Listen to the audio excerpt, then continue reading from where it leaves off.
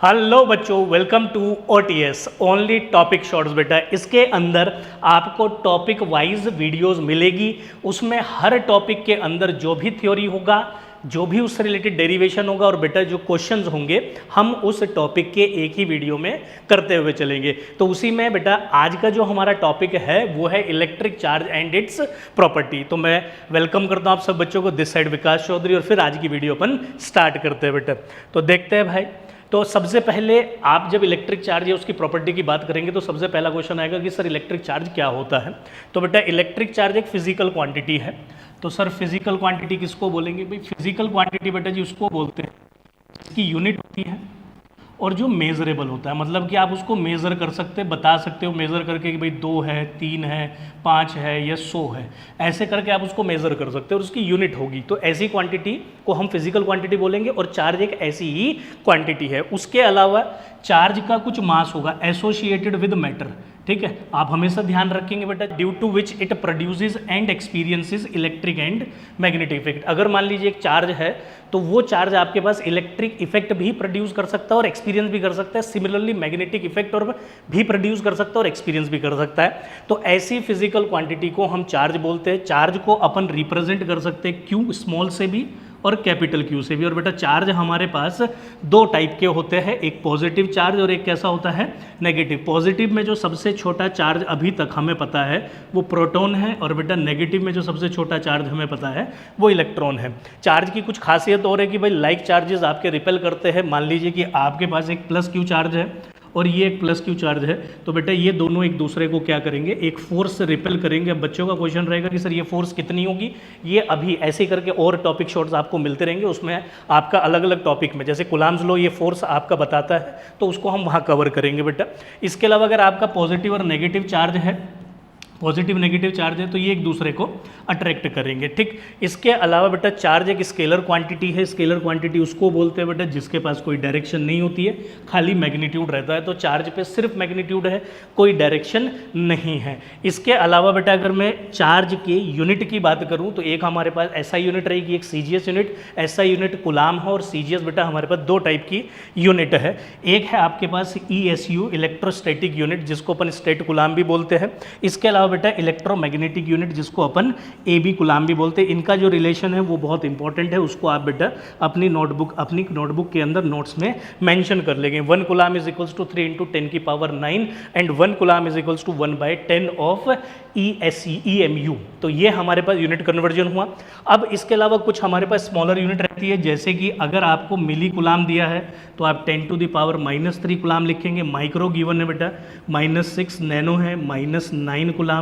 Pico कुलाम given है तो बेटा दैट इज 10⁻12। तो ठीक है, फर्मी है तो 10⁻15। ये कन्वर्जन भी अपने को यहाँ पे याद रखना है। इसके बाद अब एक क्वेश्चन आता है कि सर कोई भी बॉडी जब, क्योंकि हमें तो यहाँ पे इलेक्ट्रोस्टैटिक है, इलेक्ट्रोस्टैटिक का एक टॉपिक है, इसके अंदर हमें चार्ज एट रेस्ट पढ़ना है। तो क्वेश्चन आता है कि जब आप चार्ज की बात करते हो तो कोई भी बॉडी पर चार्ज कैसे आता है। मान लीजिए कि एक बॉडी हमारे पास ये है, ठीक है। तो अगर मान लीजिए मैं बोलता हूँ कि ये पॉजिटिवली चार्ज बॉडी है, तो अक्सर बच्चों का क्वेश्चन रहता है कि सर ये पॉजिटिवली चार्ज बॉडी है, आपको कैसे पता। या मैं बोलूँ कि भाई ये नेगेटिवली चार्ज बॉडी है, तो वो कैसे पता। यही एक बच्चे का क्वेश्चन है कि सर हमें कैसे पता चलेगा किस पर पॉजिटिव और नेगेटिव चार्ज आएगा, ठीक है। तो ये बहुत इंपॉर्टेंट है कि भाई चार्ज फॉर्म कैसे होता है किसी बॉडी के ऊपर। तो बेटा आपको ध्यान रखना है कि आपके पास तरीके होते हैं, या तो दो बॉडीज़ को आप एक दूसरे के अगेंस्ट रफ कर दीजिए, फ्रिक्शन, अभी इस वीडियो में मैं आगे आपको कंप्लीट फ्रिक्शन बताऊंगा, या चार्ज को एक बॉडी से दूसरी बॉडी पे कंडक्ट कर दीजिए, इंड्यूस कर दीजिए। 3 मेथड होते हैं, उसको हम डिस्कस करेंगे। पर अगर आप उनमें से कोई भी मेथड अगर यूज़ करते हो तो उसके अंदर 2 मेजर चीज़ें आती है बेटा जी। एक क्या होता है, या तो बॉडी इलेक्ट्रॉन का लूज करेगी या गेन करेगी। अगर किसी बॉडी से इलेक्ट्रॉन लॉस होता है तो उस पर डेफिशिएंसी आ जाती है इलेक्ट्रॉन की। अगर किसी बॉडी पर डेफिशिएंसी ऑफ इलेक्ट्रॉन होगी तो पीछे पॉजिटिव चार्ज लेके आएगी। Loss of electron give positive charge, ठीक है। Deficiency of electron on a body, और जिस बॉडी पर वो इलेक्ट्रॉन्स जाके एक्यूमुलेट होंगे उस पर गेन ऑफ इलेक्ट्रॉन होगा, तो उसकी वजह से नेगेटिव चार्ज आएगा।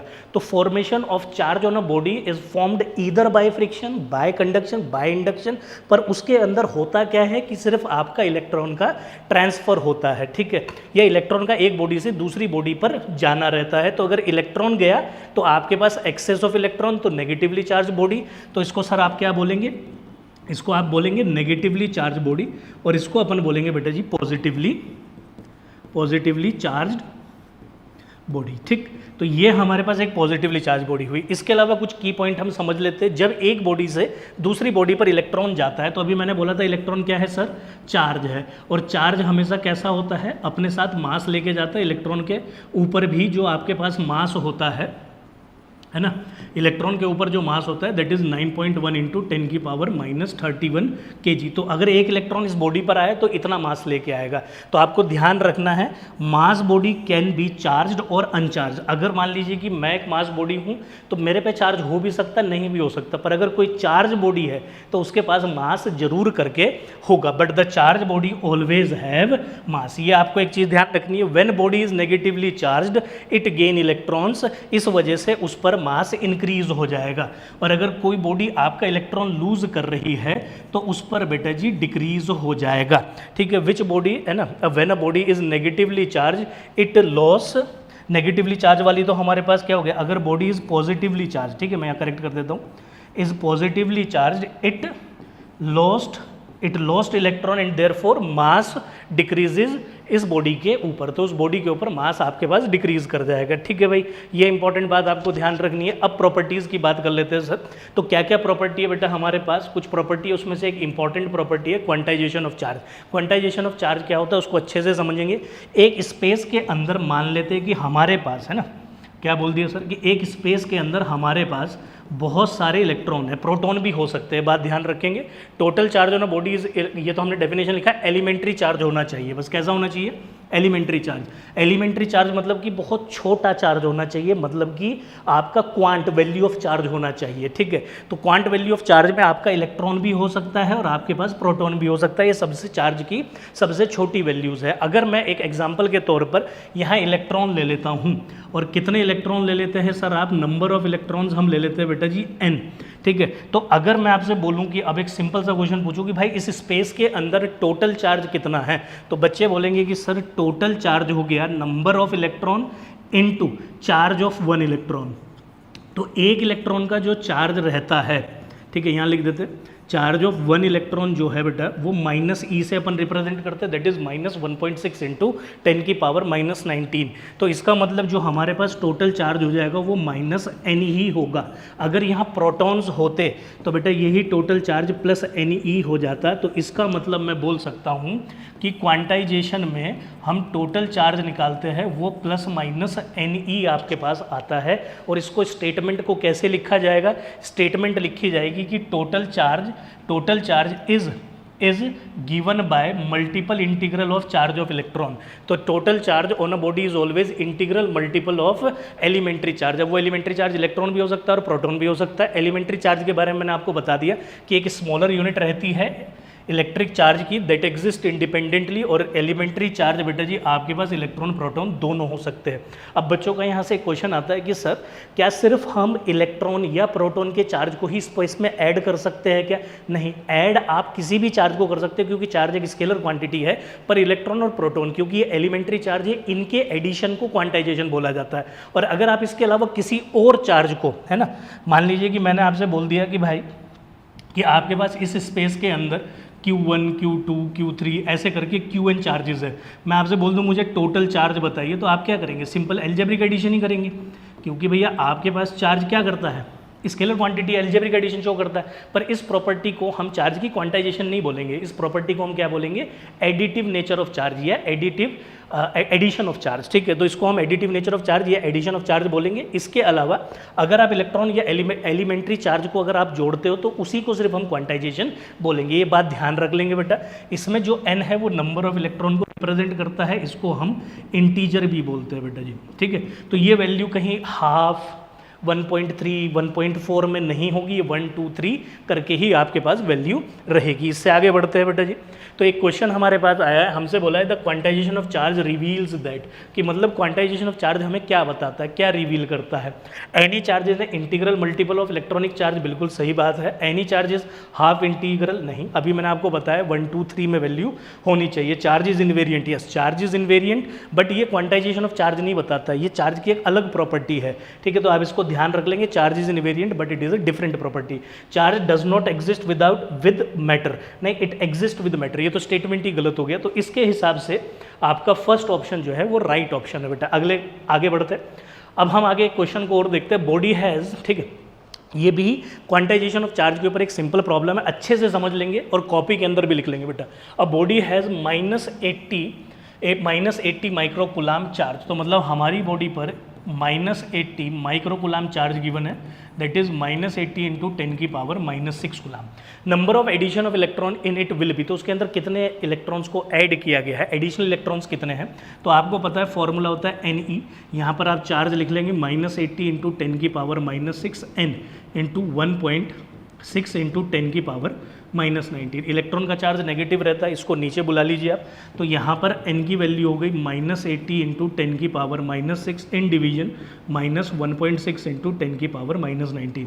ये ऊपर जाके बेटा जी अपने पास प्लस हो जाएगा, माइनस माइनस प्लस, ये ऊपर गया तो एक और प्लस आप 1 कर लीजिए, तो that is your 80/16 into 10 to the power 14। इसको कैंसिल आउट करेंगे तो इट बिकम 5, तो n की वैल्यू कितनी होगी सर, है ना, 5 इंटू 10 टू द पावर 14। तो number of additional electrons will be 5 into 10 to the power 14। कौन सा ऑप्शन है sir, that is your C option. ठीक है, तो आगे मूव करते हैं। अब हमने जो इससे पहले क्वेश्चन उठाया था ना कि सर एक बॉडी पे फॉर्मेशन ऑफ चार्ज के अंदर हमने क्वेश्चन किया था कि भाई एक बॉडी से दूसरी बॉडी पर इलेक्ट्रॉन कैसे ट्रांसफर करते हैं, तो उसके 3 मीन है, ठीक है। और प्रॉपर्टी हमारे पास क्या है, conservation of charge, charge neither be created nor be destroyed, either only transfer from one body to another. ठीक है, तो इतनी बात हमारे पास होती है। तो कंजर्वेशन ऑफ चार्ज के अंदर अपने पास 3 तरीके के प्रोसेस होते हैं, एक है चार्जिंग बाय फ्रिक्शन, एक है चार्जिंग बाय कंडक्शन और चार्जिंग बाय इंडक्शन। एक एक करके हम इसमें देखते हैं। चार्जिंग बाय फ्रिक्शन, फ्रिक्शन में क्या होता है कि 2 ऑब्जेक्ट जो है वो एक दूसरे के अगेंस्ट रब होने चाहिए।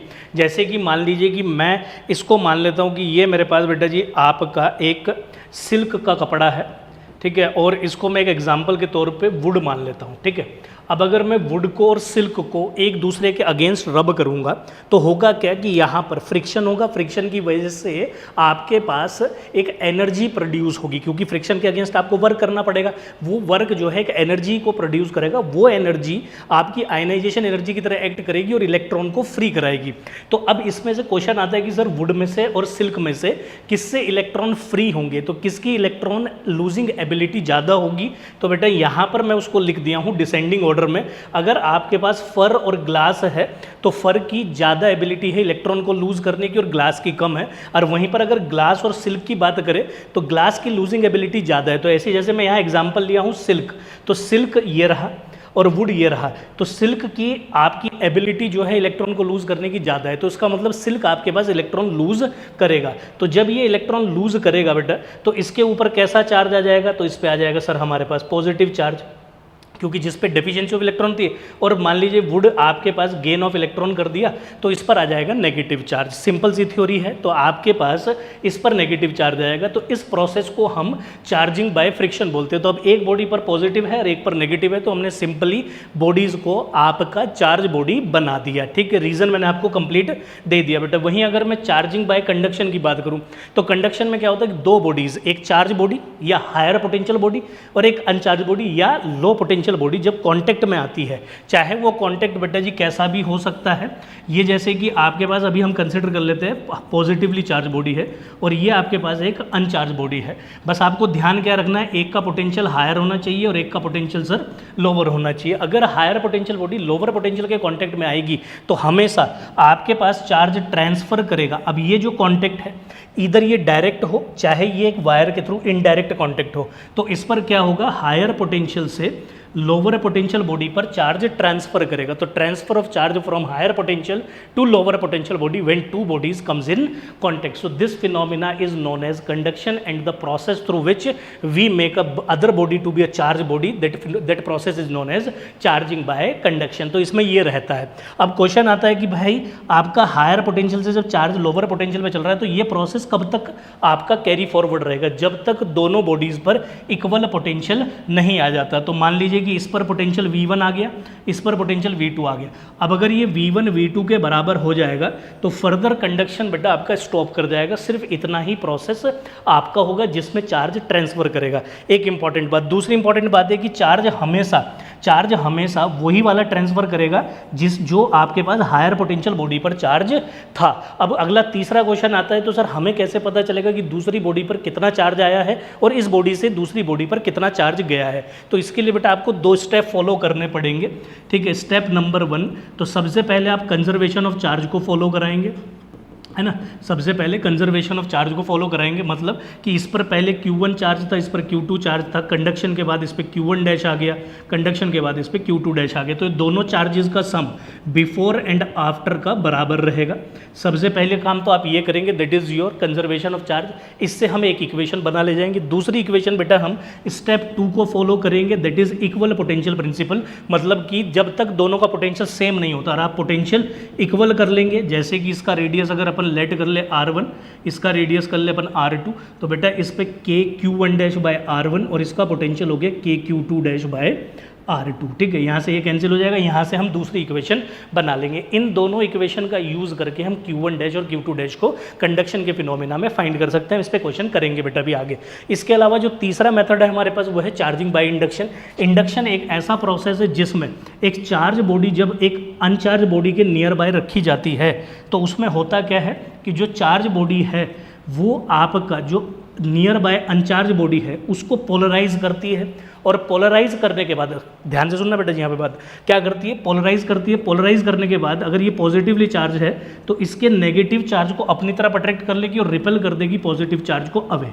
और जब मैं इसको अर्थिंग करूंगा, है ना, ये अगला स्टेप हो गया, जब मैं इसका क्या करूंगा सर, अर्थिंग, तो इलेक्ट्रॉन अर्थ से जाकर इस वाली सरफेस पर जो पॉजिटिव चार्ज है उसको न्यूट्रलाइज कर देंगे। उसको क्या कर देंगे, न्यूट्रलाइज। तो यहाँ पर कोई चार्ज नहीं रहेगा, इसको न्यूट्रलाइज कर देंगे। और हम इसको सेपरेट करेंगे तो आपके पास अब इस पूरी बॉडी पर नेगेटिव चार्ज आ जाएगा। तो this phenomena is known as induction. इसमें 2 बॉडी कॉन्टेक्ट में भी नहीं आई और दूसरी पहली बॉडी ने दूसरी बॉडी पर क्या भी कर दिया, एक नया चार्ज ला भी दिया, वो अनचार्ज बॉडी थी, ठीक। तो इस पे क्वेश्चन आता है कि सर इस पे कितना चार्ज इंड्यूस हुआ होगा। बेटा इंड्यूस चार्ज का फॉर्मूला होता है -Q ब्रैकेट 1 - 1/K। तो जो इंड्यूस चार्ज है उसको आप इस फॉर्मूले से कैलकुलेट कर सकते हैं। K है यहाँ पर dielectric constant of the material. अब अगर मैं इस मटेरियल की बात करूँ तो ये कंडक्टिंग बॉडी भी हो सकती है और बेटा जी आपके पास ये नॉन कंडक्टिंग बॉडी भी हो सकती है, बात ध्यान रखेंगे। तो दोनों है। अगर स्टेटमेंट में पढ़ देता हूँ एक बार, induction is a process in which या by which charge body can be use to create other charge body without touching them और लूजिंग इट्स ओन चार्ज, ठीक है। तो ऐसे फिनोमिना को हम चार्जिंग बाय आपका क्या बोल देंगे, इंडक्शन बोलेंगे बेटा, ठीक है। तो आगे चलते हैं। अब हम समझ लेते हैं कि भाई जब चार्ज एक बॉडी से दूसरी बॉडी पर आ गया या 2 बॉडी को रब करने के बाद दोनों बॉडी पर चार्ज आ गया, तो वो जो चार्ज है वो किस किस तरीके से डिस्ट्रीब्यूटेड रहता है। तो हमारे पास 2 तरीके की डिस्ट्रीब्यूशन है बेटा। एक है आपके पास डिस्क्रीट चार्ज डिस्ट्रीब्यूशन, एक है यूनिफॉर्म कंटिन्यूस चार्ज डिस्ट्रीब्यूशन। अगर मैं डिस्क्रीट चार्ज की बात करूं तो इसमें स्पेस के अंदर अलग थलग आपका जो चार्ज है वो बटा रहता है, ठीक है। ये ले लीजिए। तो ये जो डिस्ट्रीब्यूशन है इसको अपन डिस्क्रीट डिस्ट्रीब्यूशन ऑफ चार्ज बोलेंगे, जिसमें चार्ज कोई कहीं है, कोई कहीं है, कोई कहीं है, और एक अपना एक सिस्टम बना लेता है। तो ऐसे प्रोसेस को या ऐसे डिस्ट्रीब्यूशन को हम डिस्क्रीट चार्ज डिस्ट्रीब्यूशन बोलेंगे।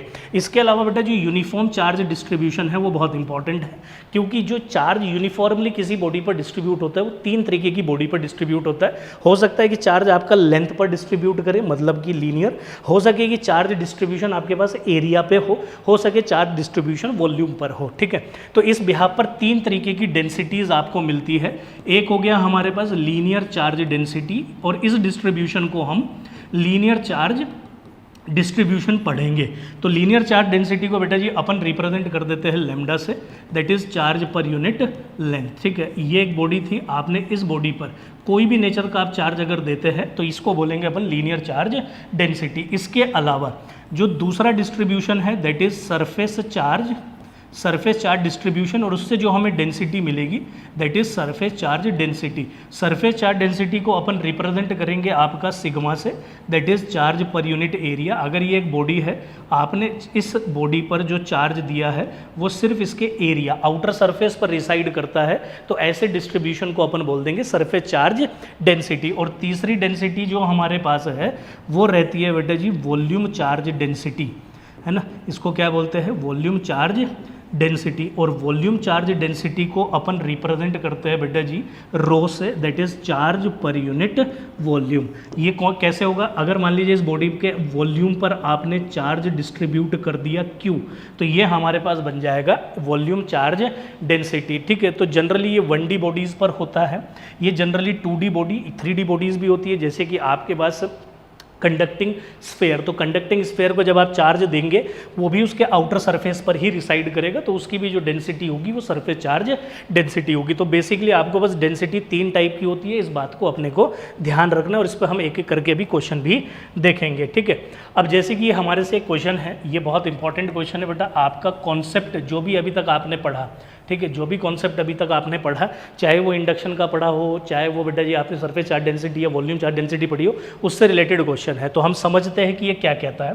भाई इस क्वेश्चन में हमारे से बोल दिया 3 कंसेंट्रिक मेटेलिक स्फेरिकल शेल है, 1 2 तीनों कंसेंट्रिक है और ये तीसरी। ठीक है, ये तीनों कंसेंट्रिक है, इनका जो रेडियस है, एक का रेडियस r है, एक का रेडियस 2r है और एक का रेडियस 3r है। हमारे से क्या बोला, are given a charge q1 q2 q3 it is found that the surface charge densities on the outer surface of the shells are equal। तो भैया आपके पास इस पर सरफेस चार्ज डेंसिटी सिग्मा 1 मान लेते हैं, इस पर सिग्मा 2 और इस पर सिग्मा 3।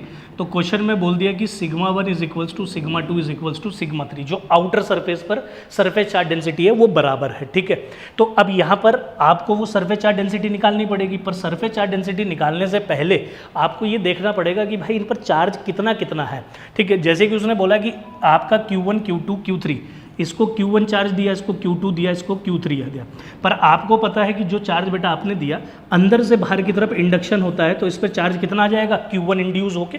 अब इस बॉडी पर Q1 प्लस Q2 है, तो ये इंड्यूस होके बाहर कितना आ जाएगा, Q1 plus Q2 outer surface पर। कोई बच्चा कहेगा कि सर वो तो नेगेटिव आता है, बेटा नेगेटिव इनर सरफेस पे आएगा, जरा अच्छे से समझ लो, इस पर पॉजिटिव चार्ज है तो यहाँ नेगेटिव आएगा, और इस पर बाहर कैसा चार्ज आएगा, पॉजिटिव। आपको सरफेस चार्ज डेंसिटी बाहर की गिवन है, तो आप बाहर की लेकर चलेंगे तो हम चार्ज भी आउटर सरफेस पर ही फाइंड कर रहे हैं। तो इसका मतलब अगर मैं सिग्मा 1 लिखता हूँ तो मेरा सिग्मा 1 कितना आ जाएगा sir, Q1 upon 4 pi r square, sigma 2 आ जाएगा Q1 plus Q2 upon 4 pi 2r square, that is your 4r square. तो मैं लिख लेता हूँ यहाँ 4r स्क्वायर।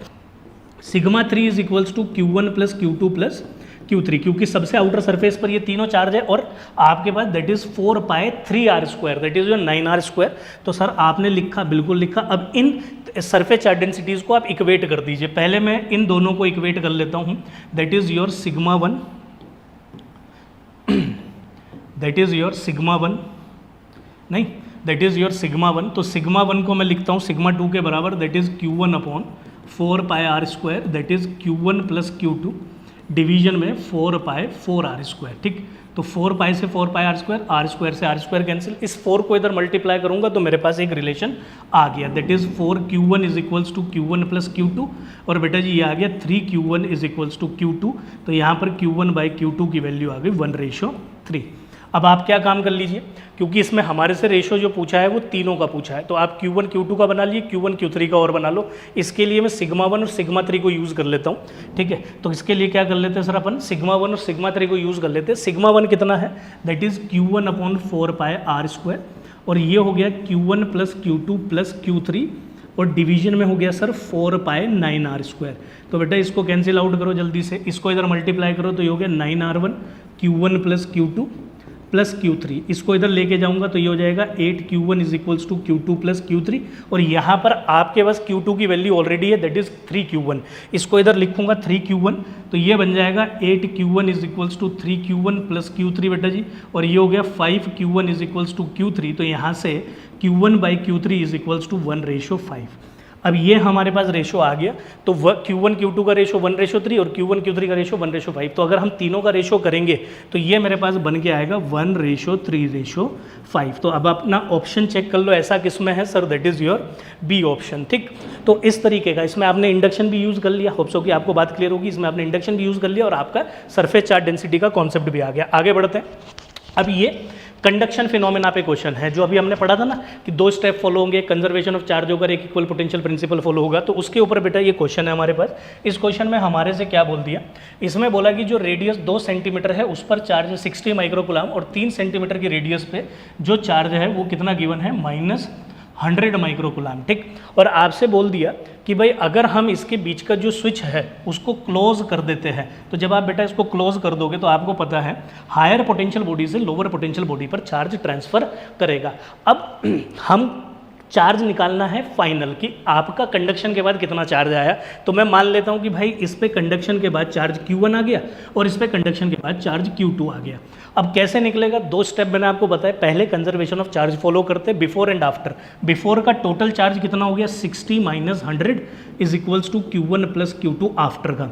तो यहाँ से Q1 प्लस Q2 कितना आ गया सर, -40 माइक्रोकुलाम। लो भाई, ठीक है, पहली वैल्यू अपने पास आ गई। अब उसने क्या बोला था कि जब कभी भी कंडक्शन होता है तब तक कंडक्शन होता है, तब तक पोटेंशियल इक्वल ना हो जाए, तो इसका और इसका पोटेंशियल बराबर करना है। हम इसका पोटेंशियल V1 मान लेते हैं, इसका V2 मान लेते हैं। तो V1 को V2 के बराबर करेंगे। V1 कितना हो गया, KQ1/2 centimetre is equals to KQ2/3 centimetre. ये कैंसिल आउट हुआ, तो यहाँ से बेटा जी आपने निकाल लिया 2/3 ऑफ Q2।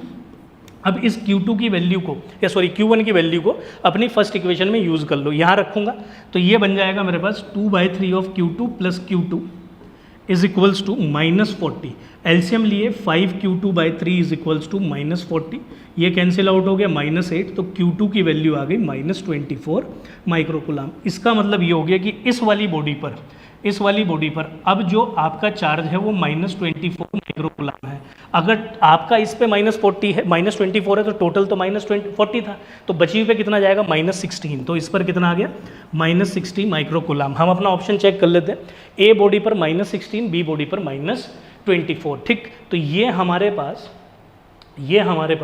इससे रिलेटेड क्वेश्चन हो गया, ठीक है। तो जो बच्चों का इलेक्ट्रिक चार्ज और उसकी प्रॉपर्टीज़ एंड इट्स प्रॉपर्टीज़ पर जितना भी थ्योरेटिकल, कॉन्सेप्चुअल, डेरिवेशनल या फिर न्यूमेरिकल जो भी आपका कंसर्न था, वो इस वीडियो से बेटा आपका होप्स होगी क्लियर हो गया। OTS जो है ये सीरीज़ है, ओनली टॉपिक शॉर्ट्स हम इसके अंदर करते हुए चलेंगे। जितने भी टॉपिक्स है सभी टॉपिक्स को एक एक कर आपको पढ़ाया जाएगा और एक प्लेलिस्ट बेटा जी आपको मिल जाएगी। उसके अंदर OTS के नाम से, क्लास 12 के नाम से, OTS क्लास 12 के नाम से वहाँ पर ये सारी वीडियोज़ आपको मिल जाएगी। होप्स हो कि आपको वीडियो पसंद आई होगी। अगर पसंद आई होगी तो आप चैनल को जरूर सब्सक्राइब कर लेंगे और वीडियो को शेयर कर देंगे। मिलते हैं बेटा आपसे अगली वीडियो के अंदर, तब तक के लिए thank you and bye bye.